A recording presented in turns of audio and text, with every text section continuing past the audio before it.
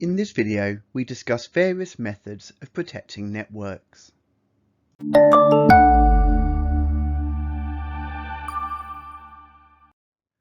So all networks need to be protected from unwanted intrusion and hacking.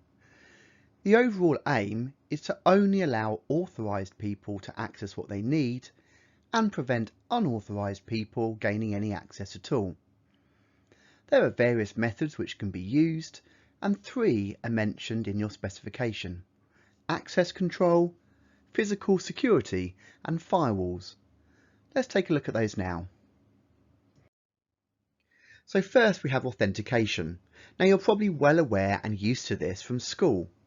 The idea is that any computer might be shared so that different people can log on to it.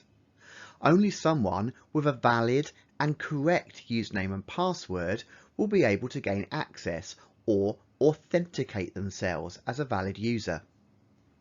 The network managers may, in addition, insist on various password rules, such as a minimum length. And on top of this, they can choose to decide what users are able to access with their level of authentication. So it's highly likely that you can access different files and folders on your network from those of, say, the teachers. So when would you use this method of security? Well, typically whenever a user wants to log onto a school or company network, and we use it to check a user has a valid account on an online system. A method which is often overlooked is physical security. The course focuses so much on digital and computing technology related aspects that often some of the simplest methods are overlooked.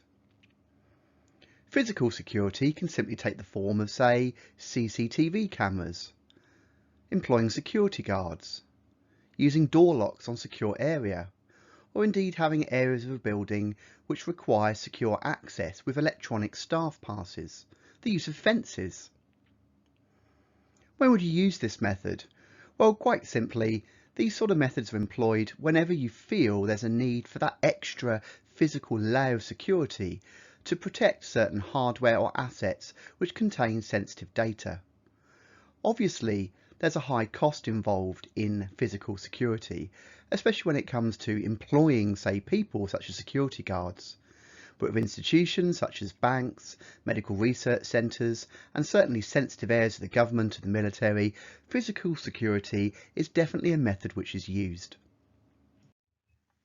The third method is firewalls. Now, a firewall is a piece of software or hardware, or quite commonly both, which is configured to let only certain types of traffic through it. It can be set up to prevent unwanted internet traffic from gaining access to a local area network, but at the same time it can also be configured to prevent people inside a local area network from accessing parts of the internet that people in that network don't want you to. You're probably used to this from school. You no doubt have a firewall installed that prevents you accessing information on the internet deemed inappropriate during school time. A firewall can block certain ports and types of traffic, and can even inspect the contents of traffic that is travelling across the firewall to see if it looks suspicious. Most operating systems, and indeed your home router, will come with built-in firewalls, but you're also able to buy more sophisticated ones from private vendors. So when would you use this method of network security? Well, as we said, home systems use them automatically as firewalls typically become pre-installed. Schools and larger organisations will tend to use them, such as banks, and they will have dedicated firewall systems.